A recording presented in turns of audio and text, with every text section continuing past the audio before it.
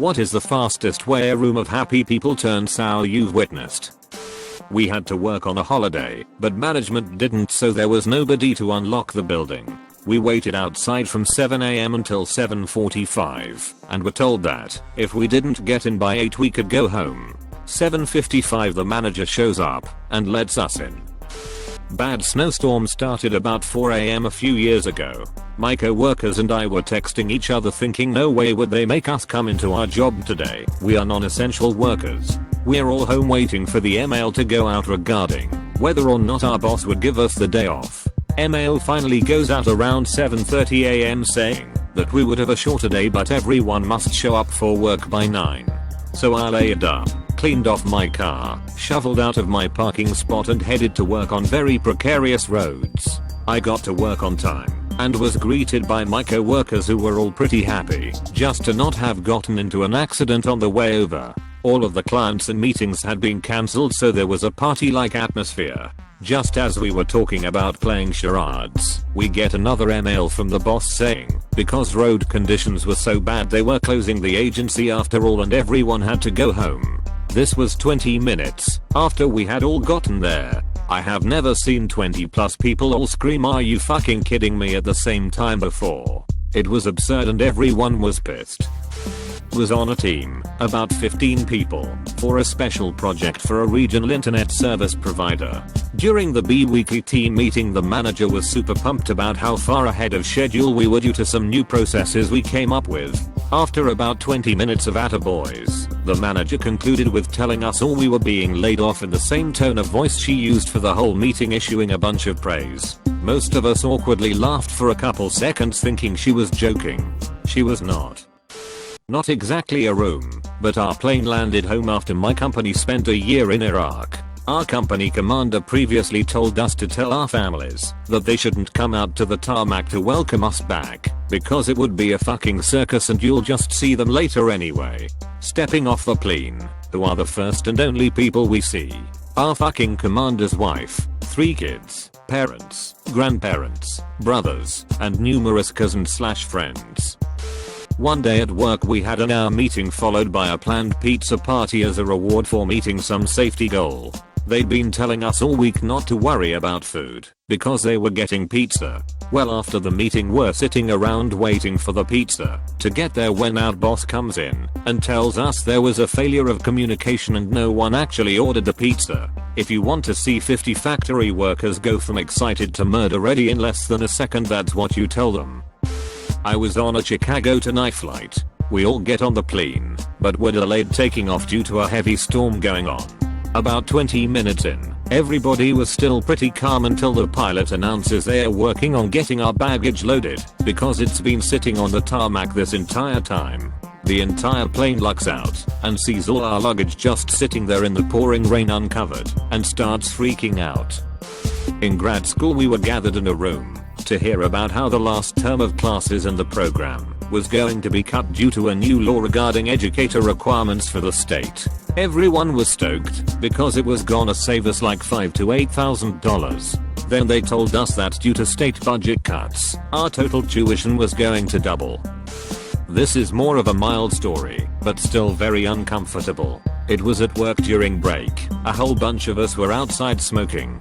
One guy asks my coworker if he has any kids, says that he likes to dress up as Santa for the young ones. So my coworker tells him I have a daughter that just turned 20, and he replied with, "Well, she can definitely come sit on my lap." The silence after that sentence was so painful. Everyone ended up going back inside after that. It was super awkward. In Portugal during the World Cup, get there early to find a street bar in the center with a big screen. Place is soon packed. England start really well and everyone is singing and laughing. All of a sudden the bar up the road erupts into massive cheers. Lots of people go out into the road to see. Apparently someone just dropped an entire tray of drinks. We all laugh and go back to watching the game. 10 seconds later England score. Our bar erupts and we spill into the street. The bar up the road is deadly silent now. Weird. The game starts again. And the bar up the road starts shouting again. Nothing in the game. What's going on? People look up the road again. Can't quite work it out. Then a really bad tackle goes in, and the penny finally drops. Our bar's TV is the only one using satellite and all the other bars have cable. Our feed is about 20 seconds behind everywhere else. Every exciting moment is audible about 20 seconds before we get to see it. Have never seen a bar empty so fast in all my life. Camp. 150 kids headed to an ice skating rink. Everyone laughing, cheering, having fun. Sitting on school buses for 2 hours.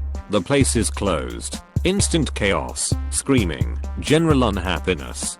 Took us back the next day, but still the angriest I've ever seen. 150 kids.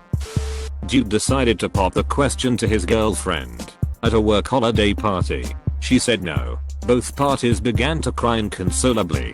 All the guys in the room tried to cheer up the guy with their tales of woe. All the women in the room took the woman aside and did whatever the female version of the above was. Went from a fairly happy event to a complete disaster within minutes. Plus side, while all of this shit was going down, no one was eating the buffet, so I cleaned the fuck up. I made the mistake of playing categories with my mother. She said no foreign words, you have to use English words. Fine, fair enough. She then called out someone for using a foreign word. I can't remember. It's been 10 years. He took off the points. The next fucking round she used 3 foreign words. I called her out on it, and she said it was no big deal. It was just a game. I argued that not only had she set the rule, but that she already called someone out for doing it. She called me a fucking asshole and left the room. The Thanksgiving family time was over as pretty much everyone decided that was the time to leave. Total time from game start to end of the family time. 6 minutes. We were discussing road safety with the headmaster. One of the pupils pointed out that there had been a car crash right in front of her, just as she had been about to step out onto the road earlier that week, which had been really scary. The headmaster laughed and asked her what she was wearing, and if it had been her fault. Absolute silence for 10 seconds as he squirmed, and then mumbled, I mean, were you wearing a ball gown? Or, as if that had been what he'd meant. Pathetic and excruciating. A 50-year-old man to a teenage girl. The other day, on Thanksgiving, my brother cracked a cold beer right as we were about to eat. Problem was, we were at my mom's, and she's super anti-alcohol, unless she wants some. Well, since my brother cracked one, my dad did too, and my mom turned into some shit from The Exorcist. Screaming, cussing my dad and brother, hurling personal insults, looking for keys, so she could threaten to leave, the whole 9 yards. The worst part is I haven't been up to see them in months. So I had just driven 3+ hours with my kids and my husband, and we had just gotten there 30 minutes prior. I just sat there awkwardly staring at my husband while the brawl took place until we could sneak out on the porch to hide. Then we all ate in silence. How was y'all's holiday?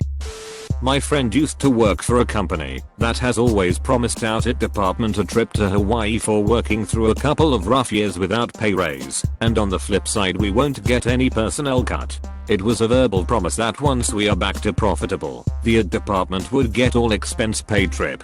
Back around October of 2015, they were gathered in the largest meeting room for a meeting with the president. There were snacks, drinks, pizza, etc. It was assumed that it was a celebration for a good year and they'd get the promised trip.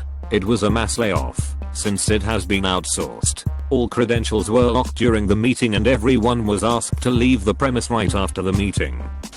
This story took place my freshman year of high school. I was in an extremely small 5th period theater course with maybe about 10 or 15 other people in it. We were a very well-behaved class that acted more like a family than anything else. It was fun. However, one day we got a substitute teacher who I'll call D. D was old. She had short white hair, permanent scowl, and always wore a jacket that looked like a duster. That particular day she was angry, and you could tell.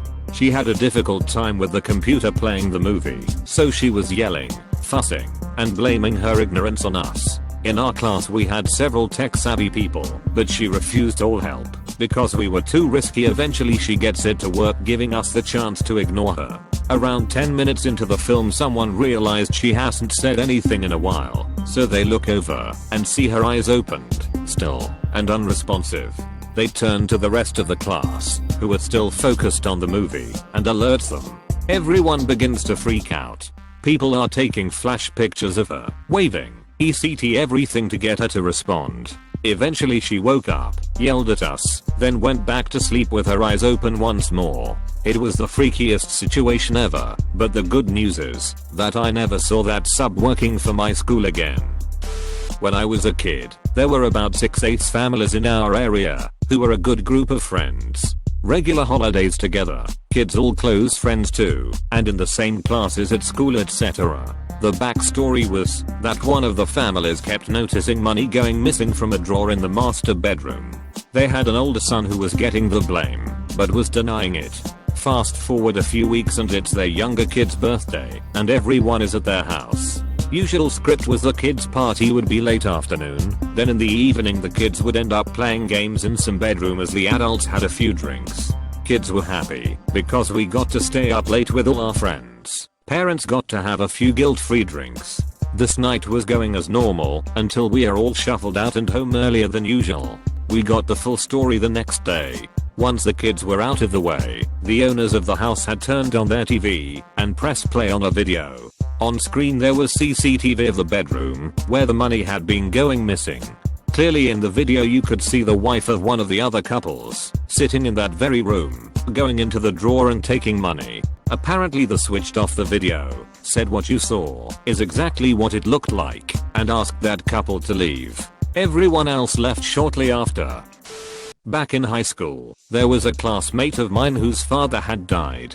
The circumstances of his death were tragic enough. He died the same day my classmate was born, that all of the school knew about it. One day we were messing around, nothing too rowdy, just cracking dumb jokes the way 15-year kids do, and our French teacher singled him out and said, "Your father would be so disappointed by your behavior." The class became completely quiet. My classmate froze staring at the teacher in utter disbelief. Then *EVERY single one of US * started shouting at the teacher. She even went to get the principal, which turned out to be counterproductive for her, because we were the best class of our school, and the principal didn't doubt our word for a second. Family members waiting outside the baby ward. The husband comes out with a shocked expressions, sits down and says the kid's not mine. Everyone becomes confused, but then are horrified. A day later, I could see the husband talking to who is presumer his in-laws, begging him not to leave the daughter, and saying they'll do something about the baby. The president of our company got completely plastered at our Christmas party. His speech started off funny, because he was slurring hard, and he was playing on it. Then he started talking about how he came from nothing and became something. Then he proceeded to tell us how, if it wasn't for us working so hard and keeping our clients happy, he wouldn't have been able to accomplish building his mega mansion for him and his family, nor would he have been able to afford his new Benz. Awkward muttering, followed by him directing us to drink up and enjoy, because due to budget cuts, the future Christmas party / bonus budget is cancelled from here on out. Many of my coworkers relied on that bonus. No one was impressed. Except for one person. The rest of us quit within the first few months into the new year. I wasn't there, but when the Metallica concert in New Delhi was cancelled, 30,000 fans were already at the venue, super excited and waiting for 3+ hours for the concert to begin. India is not exactly a hot destination for big musicians, so when Metallica came over for their first concert in India ever, people flew in from all over the country to attend. Metallica is pretty popular in India as well. I hear angry fans rushed the stage and broke equipment after the cancellation was announced. A little backstory. I was about 6 or 7 at the time. My dad was addicted to coke and meth, and was using both daily. He really hated me because I'm autistic, and would constantly say hurtful things / hit me, etc. Sometimes he would do mean things to me, and then would go to play with my little brother and he would tell him to shun me as an extra punishment. I would sometimes go days without talking to my family members, as ordered from my dad. Anyways, this was a day where he was being particularly awful in the car on our way to Best Buy. When we got there, he put my brother on his shoulders, told him to ignore me, and started picking out games for the PlayStation that I wasn't allowed to touch. We got to the line, and I was so tired of it, I yelled, "I'm tired of you being mean." I want you to stop hurting me and pretending to be nice. Stop hurting me." The whole store went silent. He tried to laugh it off, but he got a lot of side eye, and one woman pulled her kid away from him. It was an awesome feeling, followed by a sinking feeling when the store remained quiet until I left with him.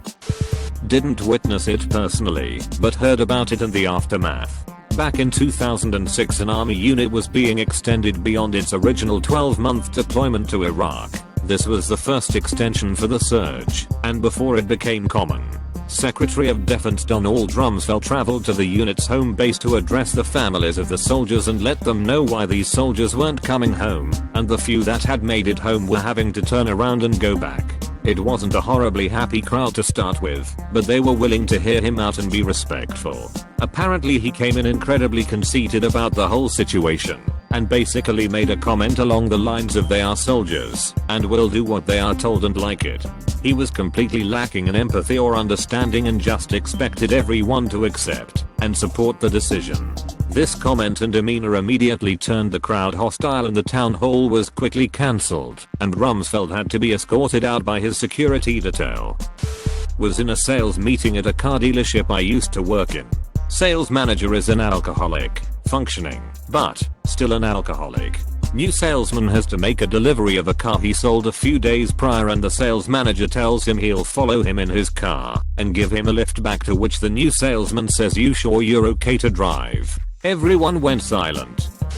We were all laughing about this guy who wouldn't quit messaging my friend and literally stalking her IRL, coming to her job, etc. We were making jokes about his Facebook profile when she accidentally clicked on messages and saw this Bible of text explaining how she was the reason that he hadn't killed himself yet.